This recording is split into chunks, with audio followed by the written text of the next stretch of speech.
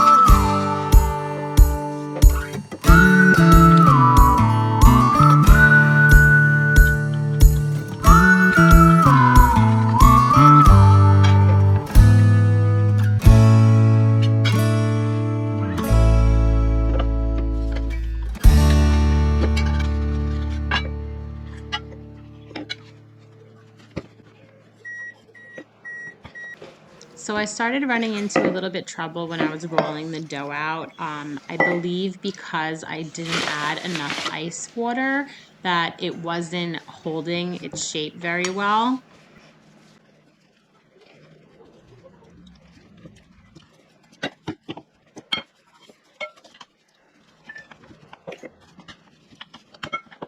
Because I didn't put enough ice water, the dough was very crumbly and it would not stay together as I was rolling it out.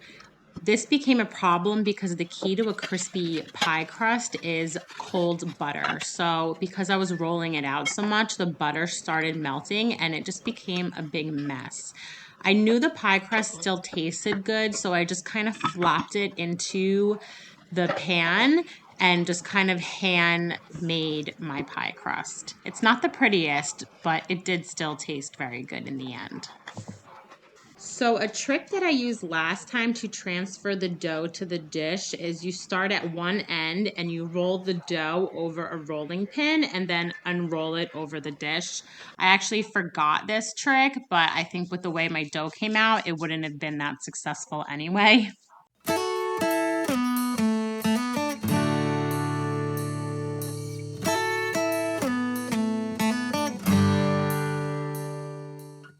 Because I was making a pumpkin pie, I had to pre-bake this crust. So in order to do that, you need to heat the oven to 425 degrees. Make sure to pierce the bottom of the crust with a fork. This will prevent air pockets or bubbles from forming while baking.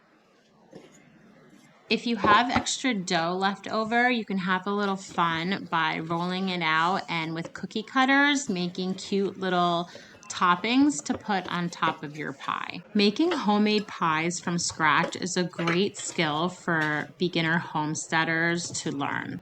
I'm still in the process of perfecting it and can't wait till it's something I'm great at. Check out this video to complete your pie dough. Thanks for watching, and please subscribe to my channel if you want to watch me grow as a beginner homesteader.